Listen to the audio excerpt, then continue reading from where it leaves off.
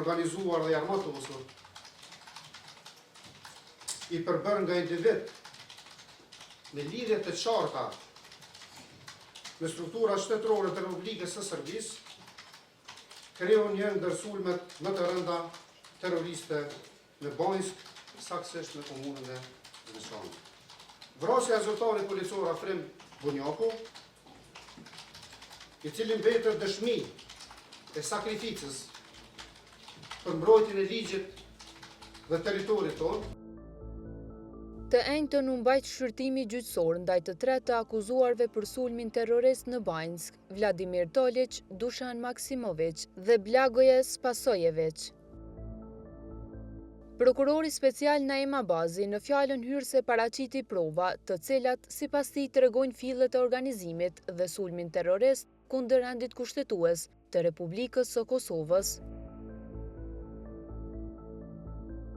Në këtë video, të cilën do të paraqesim me sekuenca shkurta shkurtimisht, morrin pjesë strukturat e larta të shtetit të Serbisë dhe gjithashtu pjesëtarë të strukturave ilegale të Republikës së Serbisë, të cilët veprojnë dhe kanë vepruar në pjesën veriore të Republikës Kosovës, duke përfshirë edhe kreun e grupi terrorist Milan Radušić. Do të vërtetohet se ky grup në një kohë të gjatë ka kryer ushtrime fizike, përgatitje fushore, ushtrime taktike, në armë të ndryshme, shpërthime me eksploziv, makina ushtarake në lëvizje në hapësirat e poligonit të ashtu quajtur Pasudanske Livade, që gjenden në territorin e Republikës së Serbisë e që nuk ishin penguar fare nga autoritetet sërbe. Në këtë video shihet ardhja 2 kamionëve, paraprakisht në hyrje në fshatit Banjsk, të cilët kamion grupi terroristik kishte përdorur për barikada. Kjo video e nxjerr nga dron tregon qartë përbërjen e personave të cilët ishin përfshirë në këtë sulm. Këtë video gjithashtu shihet momenti i arratisjes së personave, një nga skenat më të rënda dhe pamjet e armatimit më të rënd, i cili nuk i ngjason një skene normale të krimit. Grupi terrorist dëshmoi se këto armë i kishte pranuar nga autoritetet ushtarake sërbe. I pandeurit, Blagoje Spasojević, është arrestuar në vendin e ngjarjes. Kjo fotografi dëshmon gjithashtu se i akuzuari ishte i veshur me uniformë ushtarake të kamufluar. Vladimir Tolić, ku i pandeuri në atë moment është arrestuar, i cili ishte i plagosur, dhe në atë moment policia në mënyrë humane kishte ofruar ndihmën siç e shehni mjekësore në rastin e arrestimit të tij. Dušan Maksimović ishte personi i cili përpara sulmit dhe gjithashtu pas sulmit dhe gjatë kohës kur është kryer sulmi terrorist, ishte aktiv duke i ndihmuar, udhëzuar anëtarët e grupit. Përfaqësuesi i familjes Bunjaku, avokati Arjanit Koci, kërkoi burgimin e përjetshëm për të akuzuarit. Është një thirrje për drejtësi, përballë një akti terrorist, akt qyqar, që nuk ka synuar vetëm jetën e njeriut, por e ka synuar edhe zhvërjen e shtetit tonë. Ata që qëlluan, nuk qëlluan vetëm mbi policinë tonë, por qëlluan mbi kufit tanë dhe mbi rendin tonë kushtetues. Gabuar. Afrimi nuk u tërheq. Nuk u dorëzua. U vra, qëllimi ishte i qartë, të ndahet veriu Kosovës dhe t'i bashkohet Serbisë. Kushtetuta jonë u shkel me armë. Prandaj kërkojmë drejtësi të vendosur aty ku rreshteri Afrim e mbrojti me jetë. Kërkoj që dënohen me burgim përjetshëm. Humbi jetën tani heroi i Kosovës Afrim Bunjaku, u plagos rënd Ardan Rashiti, dhe se prokuroria ka evidentuar 4 zyrtarë policorë si të dëmtuar dhe gjithsesi familjen Bunjaku, por pa asnjë mëdyrshje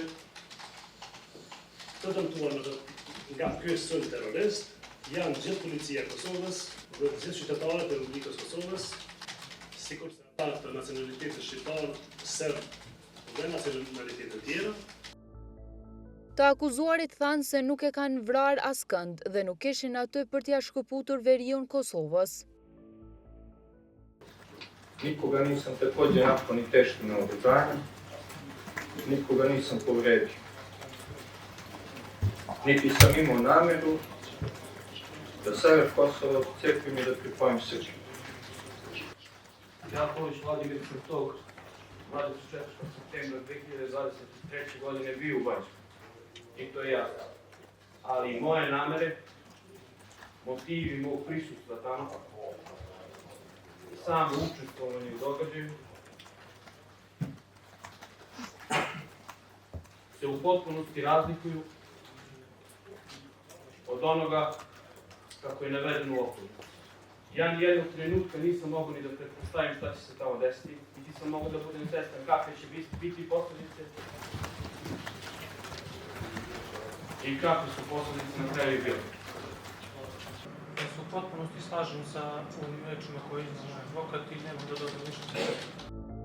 Avokatët e të akuzuarve pretendojnë se akt akuza është e mangët dhe ngritur nga presioni publik. Kërkuan që palët të përmbahen nga deklarimet e të respektohet prezumimi i pafajësisë. 3 meseca nakon dešavanja u Banjskoj,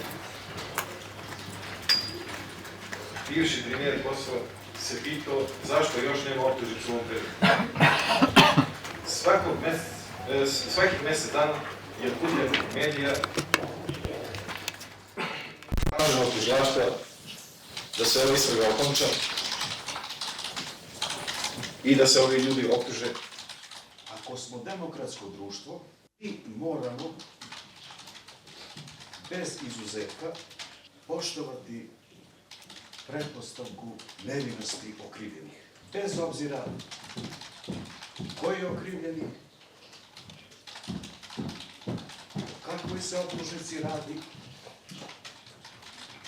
kakvi su dokazi.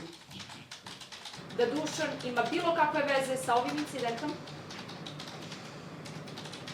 osim toga što je rođen u Banjskoj. Krejt në fillim të seancës, 3 të akuzuarit u deklaruan të pafajshëm. Akt akuza e prokurorisë speciale ngarkon edhe 41 persona tjerë fizik dhe një person juridik, për të cilët është lëshuar letërshtim ndërkombëtar. Listës i prin Milan Radojčić.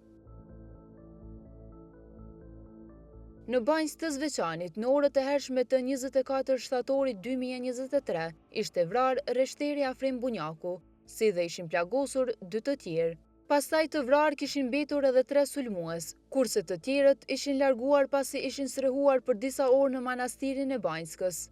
Milan Radojčić kishte marrë përsipër përgjegjësinë për sulmin terrorist.